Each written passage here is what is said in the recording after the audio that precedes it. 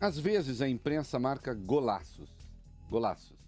Gols assim, arrebatadores, né? Que mostra a importância da imprensa livre, Reginaldo. Por que eu estou falando isso? Saiu uma reportagem no jornal Valor Econômico que tem de ser lida, leitura obrigatória, viu? Aliás, a reportagem está aberta. Foi tal a busca pela matéria que o Valor houve por bem, fez uma coisa simpática, foi abrir a matéria. Não está precisando de senha, não precisa ser só para assinante.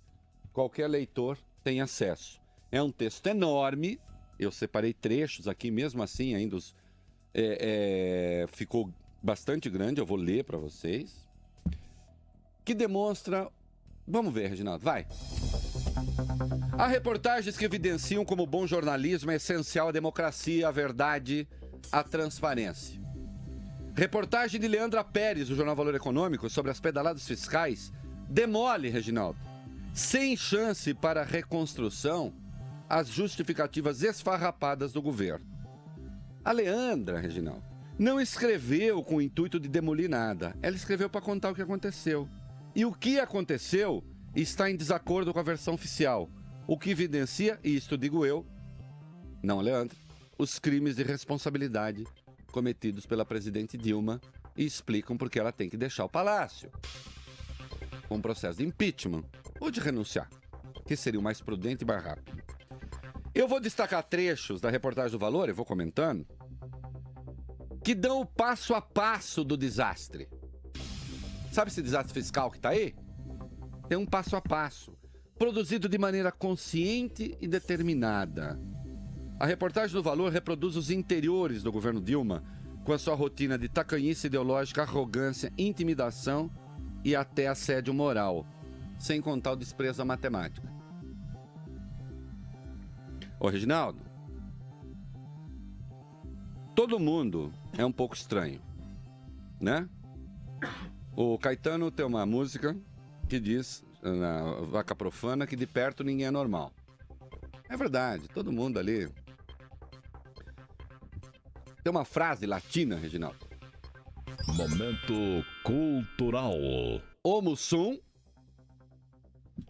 nil humani a me alieno puto. O que quer dizer isso? Eu sou homem e nada do que é estranho, e nada do que é humano é estranho a mim. Hã? Então, as pessoas são estranhas. Nil a me alieno puto.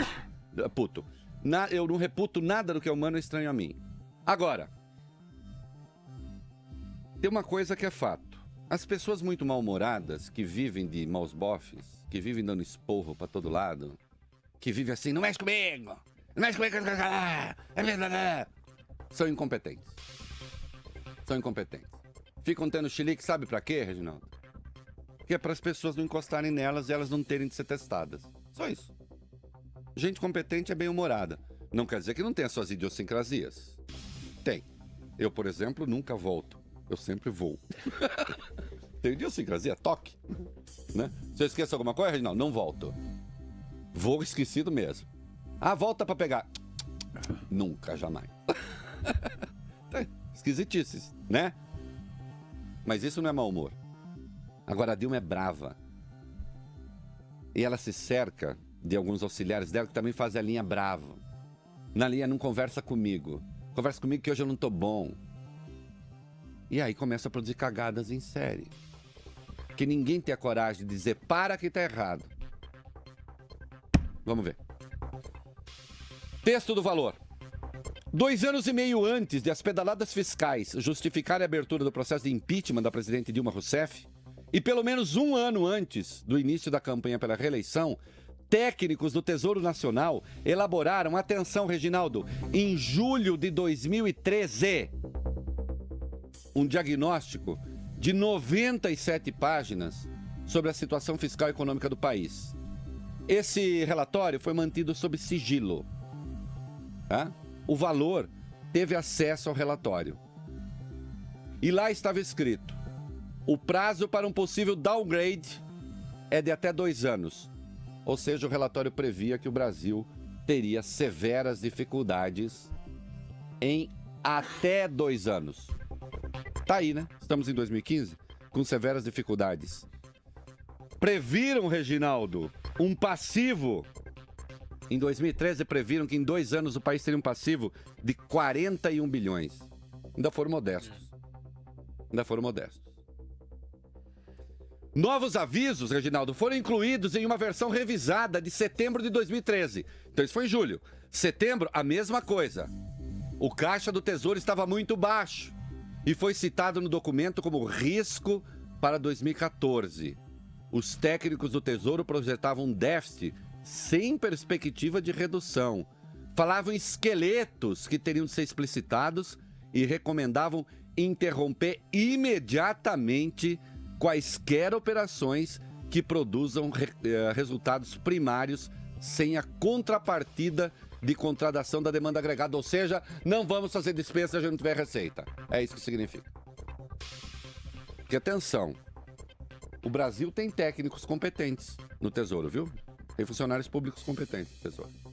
O Brasil tem funcionários competentes no Banco Central. O Brasil tem funcionários competentes na Receita Federal. Existe uma burocracia já competente no Brasil. O que estraga tudo é a condução política. O que estraga tudo são aqueles que são nomeados por vontade exclusiva do mandatário. O trabalho foi concluído, Reginaldo, em novembro de 2013 e apresentado ao então secretário do Tesouro, Arno Augustin. O Arno Augustin, queridos, foi o secretário do Tesouro da Dilma até outro dia, de todo o primeiro mandato, e era quem mandava soltar e prender ali. Ele despachava diretamente com ela. Ele era subordinado do Guido Mantega, mas ele despachava diretamente com ela. Ele era ela. E tem até uma circunstância engraçada aqui, que ela conta, Reginaldo. Teve um dia que ela interrompeu uma reunião séria com lá, sei lá, 30, 40 pessoas e disse o seguinte: Arno, vá pentear esse cabelo que não está bom. Entendeu? Sabe o que o Arno fez? Levantou e foi pentear o cabelo. Secretário do Tesouro. Nos últimos 3 meses, o Valor conversou com mais de 20 autoridades que ocuparam e ainda ocupam cargos para saber como é que se produziu aquela porcaria. Vamos lá. Tão logo o relatório chegou às mãos do Arno, esse relatório dizendo vai ter déficit, esse relatório dizendo que em 2015 ia quebrar tudo, que ia acabar. O que o Arno fez? O Arno marcou uma reunião com 19 coordenadores gerais do Tesouro, os 6 subsecretários e seus assessores mais próximos para discutir o documento.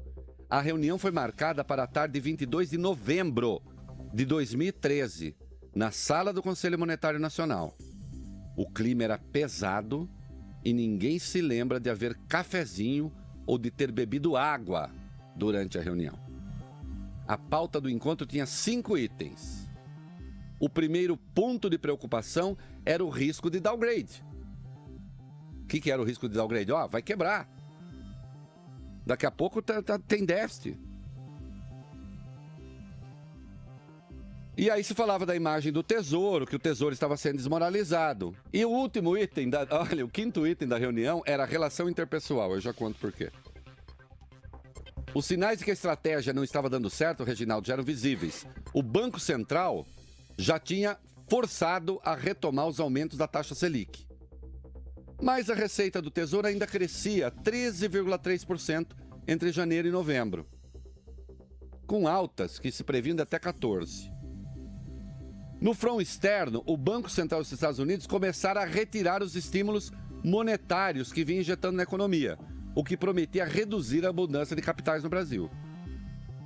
Aí, coitadinho, escolhido para ser a voz moderada dentro do corpo técnico do Tesouro, o então coordenador-geral de Planejamento Estratégico da Dívida Pública, Otávio Ladeira, abriu a reunião com Arno e expôs as suas preocupações. Sabe o que aconteceu, Reginaldo? Quando foi apresentado o 6º slide com um gráfico que mostrava como o mercado vinha perdendo a referência de qual era a meta fiscal perseguida pelo governo, o Arno deixou claro que havia convocado a reunião Não para discutir nada, mas para pôr fim ao que considerava uma rebelião contra a política econômica. Ele não queria discutir nada, ele queria discutir a rebelião. Ele achava que apontar os problemas era rebelião. E aí fizeram ver o secretário que o Brasil não iria cumprir o superávit primário de 2,3% do PIB. Mas, secretário, nós não vamos cumprir esse superávit. Sabe o que ele falou? E a Dilma sabia, isso é crime de responsabilidade na veia. Quem disse que não vamos cumprir a meta? O mercado pode projetar qualquer coisa. Eles fazem isso o tempo todo só para ganhar dinheiro.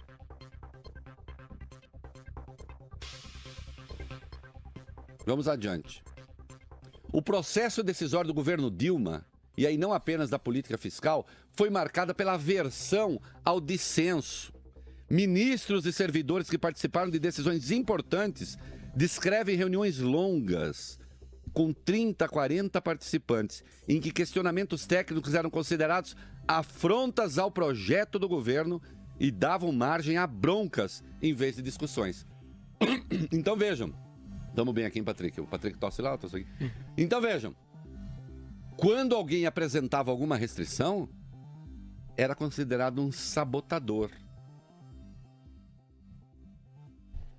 Quer ver a grau de loucura onde chega? Prestem bem atenção nisso aqui. No primeiro ano do mandato, pegar uma coisa, lembra a concessão dos aeroportos? No primeiro ano do mandato da presidente, durante as discussões para a privatização dos aeroportos de Guarulhos, Viracopos, em Campinas e Natal, essa dinâmica das reuniões autoritárias ficou clara. A definição da taxa de crescimento do PIB, que embasaria os cenários econômicos da concessão, se transformou num embate ideológico. Porque quando você vai dar uma concessão, para calcular a rentabilidade, o quanto você vai cobrar, você fala, bom, o PIB vai crescer tanto, você projeta um crescimento. O Arno Agostinho queria projetar um crescimento para os anos seguintes de 4,5% ao ano. A presidente escolheu 3,7% como crescimento médio. Sabe qual foi o crescimento que a presidente previu, Reginaldo, para 2014? 5,5%. Sabe quanto a economia cresceu em 2014, Reginaldo? 0,1%. 54 vezes menos. Sabe que crescimento a presidente previu, Reginaldo, para 2015? 4,41%. Nós vamos encolher pelo menos 3,5%. Aqui o erro foi mais ou menos crescer. Vamos crescer? Não, vamos encolher. Portanto, é uma diferença de pelo menos 80 vezes entre o que eles previram e o que aconteceu. Agora o lance jocoso, Reginaldo. Atenção. O preço do pão de queijo nos aeroportos também foi intensamente discutido. Quando é que um governo dá o seu sinal, outro sinal brutal de incompetência? Você tem a presidente da República, o Tesouro Nacional, discutindo o preço do pão de queijo do aeroporto. Síndrome cubana. O problema, conforme descrição da ministra Gleisi, era que a alimentação, presta atenção, muito cara, não podia ser um empecilho às viagens dos eleitores da classe C, palavra eleitor da classe C, que haviam passado a frequentar os aeroportos. A solução foi uma licitação em que as lanchonetes pagam aluguel abaixo do preço de mercado e oferecem um cardápio com 15 itens a preços mais baixos. Em Congonhas, o pão de queijo custava R$ 2,50 na tabela subsidiada de fins de outubro e R$ 5 nos demais estabelecimentos. Então, o governo regulando o preço de pão de queijo do aeroporto, em nome da classe C, enquanto o Tesouro está indo para o vinagre. Arno passou então a ser visto pelos colegas do governo como a voz da chefe nas discussões internas. Ele sempre tratou a presidente Dilma como ela gosta de ser chamada, por presidenta. Integrantes do governo, no entanto, descrevem cenas pitorescas que mostram a proximidade dos dois. Em uma delas, como eu disse, o ex-secretário do Tesouro teve que se ausentar da sala para ir arrumar o cabelo. Dilma disse: Arno, seu cabelo está desarrumado, vá lá arrumar. A característica mais marcante do ex-secretário é seu senso de missão. Nas entrevistas que o Valor fez, ele é chamado de homem de partido, soldado, cumpridor de tarefas. A presidente decidia e ele entregava. Portanto, pedaladas foram dadas pelo Arno? Não. Pedaladas foram dadas pela Dilma. Atenção para o que vem agora. A má-fé, Reginaldo. No primeiro semestre de 2013, quando o governo discutiu o lançamento do Minha Casa Melhor, vocês lembram o peso que isso teve na eleição, né? Na campanha eleitoral. Então, no primeiro semestre de 2013, quando o governo discutiu o lançamento do Minha Casa Melhor, criado para subsidiar a compra de móveis e eletrodomésticos por beneficiários do Minha Casa Minha Vida, o Arno tirava o sarro do programa. Ele ironizava o programa. Em tom crítico, ele dizia que a mesa que estava na lista de bens que seriam subsidiados do programa era mais cara do que a que ele tinha na casa dele. Tirando sarrinho. O corpo técnico do Tesouro repetia que o cara não consegue pagar nem a casa.